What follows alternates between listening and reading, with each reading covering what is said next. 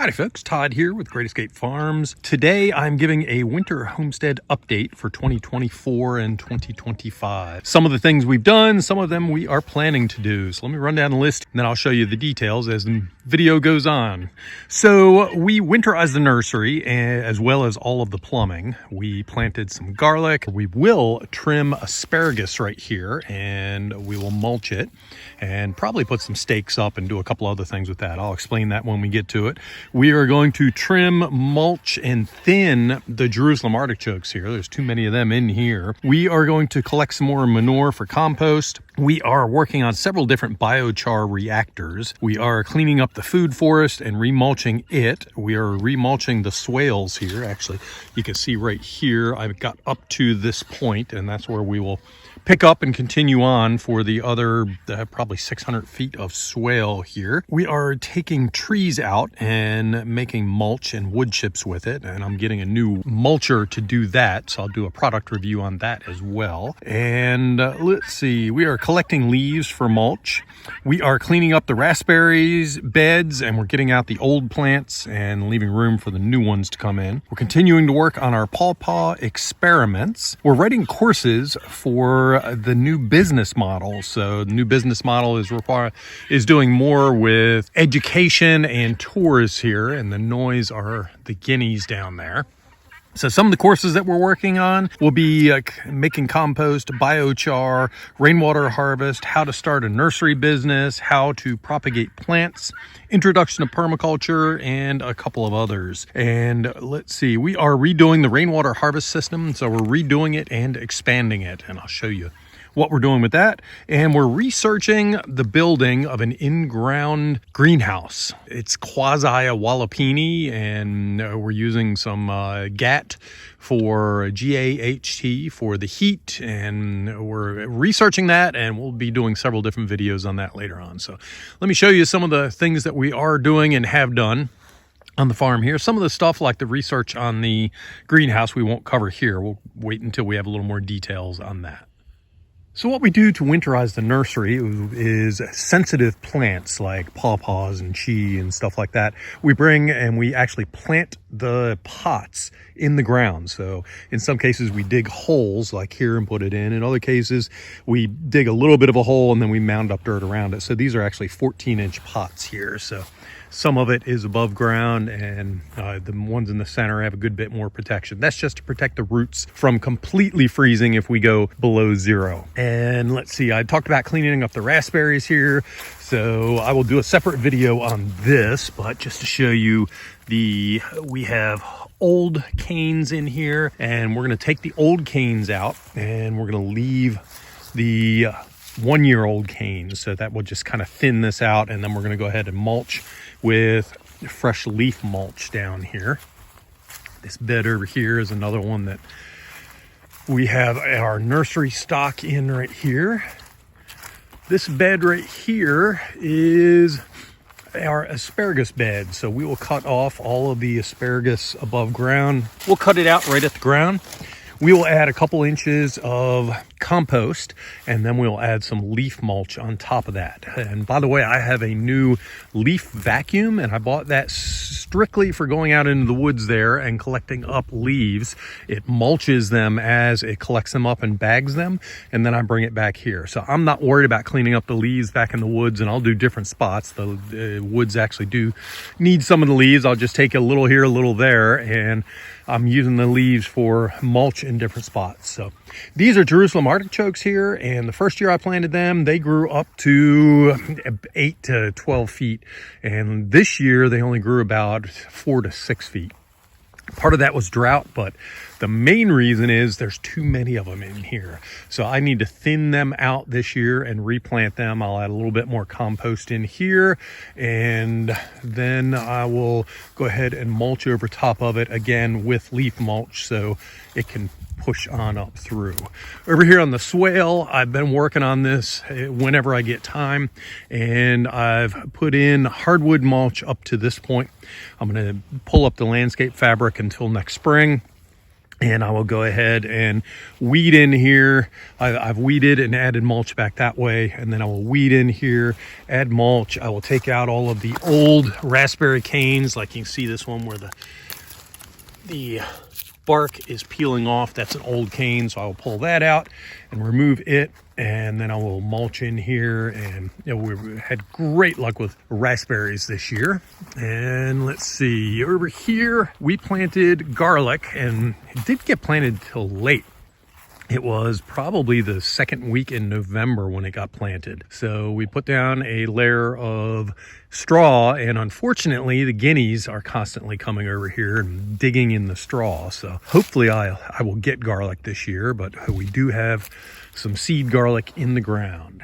This is one of my 1,500 gallon rainwater totes. I have two of them that were up and running in this particular area, and you can see they kind of lean down at an angle. They should be like this, and they're leaning down. So I have that on both sides. And what happens is when we do get rain, 1,550 gallons of water is very heavy, and this is clay. So when the clay gets wet, it just kind of leans down a little. So I'm gonna lift these up, and I'm gonna pull the mulch back, lift these up, slide them out, and I'm gonna go ahead and put some sand underneath and level them out. I have a laser level, so I will do that, and then I will go ahead and put them back on, and then I will mulch around them. And the mulch is primarily here to keep the pipes underground so I can walk across them. They're not low enough to keep them from freezing or anything, but they have worked their way up the top. The mulch is just kind of rotting and going away. So we will go ahead and cover that back up so it's safe to walk across that. I do give tours back here, so I'm going to put up a rail along here so it's a little bit safer for people to walk back here in close quarters. And if you notice, I have a cap on right here. So I'm going to add another 1,500 gallon tank on, and I'm actually going to take it back. Where do I tie in? Right here. So I tie in right here. I'm actually going to go off at an angle here, and the tank will go over in this area right here. I took a tree out, so I will bring some soil in. I will level it up. I'm going to have to build it up a fair amount to get it up level with this, but I'm going to go ahead and do that, and that way I will have 3 of the 1,500 gallon tanks here for a total of 4,500, actually 4,650 tanks, which will be completely running our nursery back there. So back here, I have been working on the food forest. So we are, I forget what we are, 8 to 10 years on the food forest here, and I haven't done too much back this way yet. I took out all of the bad weeds, the ones that were taking over. We had, I forget what they call it, Rosa Flora, something like that. It was kind of taken over, so I got all of that out, and I got some of the other things that were going out here. I planted some smaller trees in here, so get some new stuff in. And I'm going to be trimming. This is a huge elderberry here. I'm going to trim that way back, which will actually invigorate it and get it to grow a little bit more this year. And let's see, I forget what this one is. Is it thornless locust? But whatever it is, I'm going to trim the bottom branches off of this. And I got mulch up to this point, and I will mulch all the way down. So you see a lot of grass here. That grass gets up 3 to 4 foot tall, and I'm going to put cardboard down as kind of a weed block, and then I will mulch over it. So that's why I have all the flags in here, so I know where the plants are. So while I'm working on this winter project, I can put the cardboard down without covering up these plants here. So, and then on top of the cardboard, I will put the mulch in. So you see I have a lot of flags in here, a lot of new plants in here. I had let me come up to this point up here. I had a grapevine back here, and I went ahead and I made a trellis for it out of natural wood that was here. So this is, hopefully it will look okay. I will come back and I'll trim the grapevine a little bit. There's a big mess of stuff right here. So I'll do some more trimming there. I have an eastern redbud here. I want to do some trimming on this thing because the branches are just down low and getting in the way of other stuff here. And If you notice, I have pots. I have 3 on each side. That one's buried under mulch. I have this one, and I have this one up here. And those will have vines, which could be invasive. But the 5-gallon jug will prevent the roots from getting away from me and being invasive. And I will run them up and over the trellis here. So I have one trellis on the end there, one trellis on the end here, and I'm going to put one in the center. I have the stakes, I have the trellis.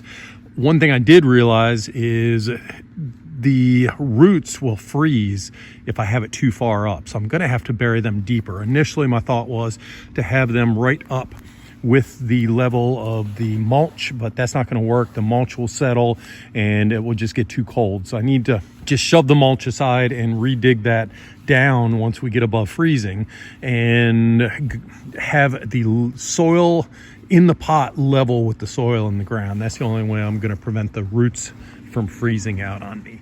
These are 55-gallon drums. Inside of them, I have 30-gallon drums. And in the garage, I have a chimney flue that will go up. And these will be biochar reactors. And I also have a large kettle-style grill in the garage. I bought it brand new for a Black Friday sale. It was like 50 bucks and worth the while. I can get it, should be able to get a lot of use out of that.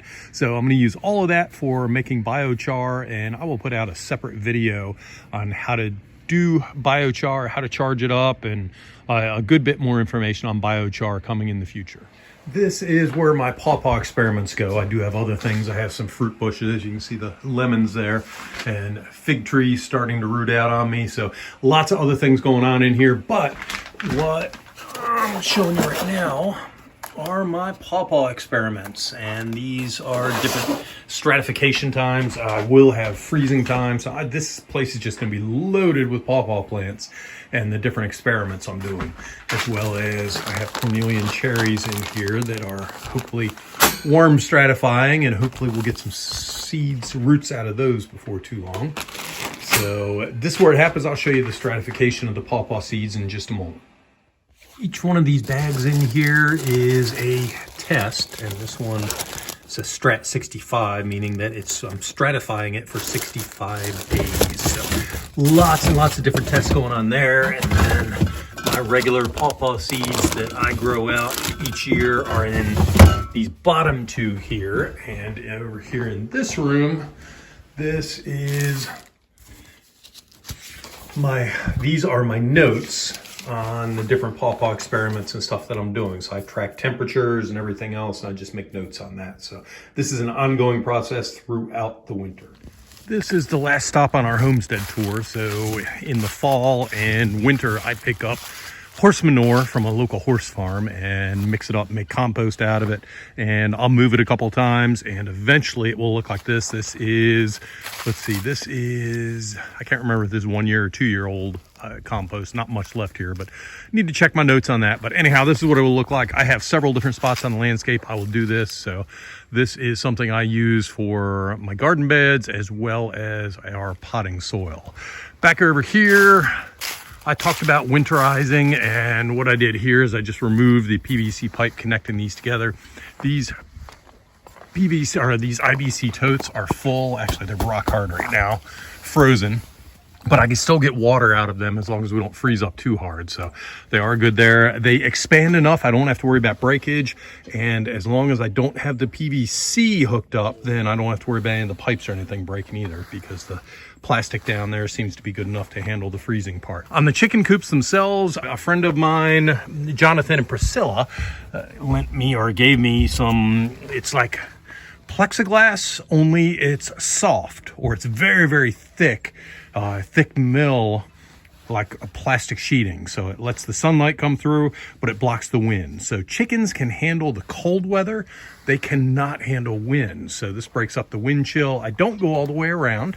I start up there by the door. I have a couple panels here, and I come around and I have even less panels on this side, and this one only comes up. I just ran out, didn't have enough, but has a greenhouse effect on them, so it will keep them a little bit warmer. But the main thing is it keeps them from getting wind in their area, so they have a place to go and hide from wind. And right here, you can see I have a fish aerator hanging from the chain going down, and you can see bubbles. So I found that water can last up to down to about 5 to 10 below zero if I just use a simple fish pump with weighted stones down there and have a bucket buried in the ground, and it circulates water and it keeps it the temperature of the ground. So as long as we have a short duration, just a couple days of 5 to 10 below zero, then we can handle it. So you see it bubbling good. I have this one for the guineas and one over there for the chicken coop. And I have a female guinea over here that just wants to be heard. Yeah. So I don't think I've shown this before, but this is my makeshift temporary solar system, although it's been set up here for, I think, over 2 years now. So it's like government temporary. You put it in and it's going to last forever. But anyhow, I have 400 watts of solar here. They come into a combiner right here. So I combine them together. I move up to a thicker gauge wire, which will take them into the lean-to. I'll show you that in a sec. I have a lightning arrestor, a DC lightning arrestor here.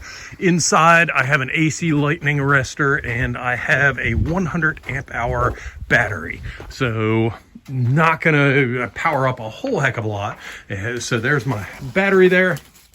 And let's see, there is my charge controller, there's my inverter, and I have some extra circuit breakers and some stuff in here. So everything, all this was put in kind of temporary, and I've been using it for a while now. And like I say, going on I'm starting my 3rd year now, and everything's working great.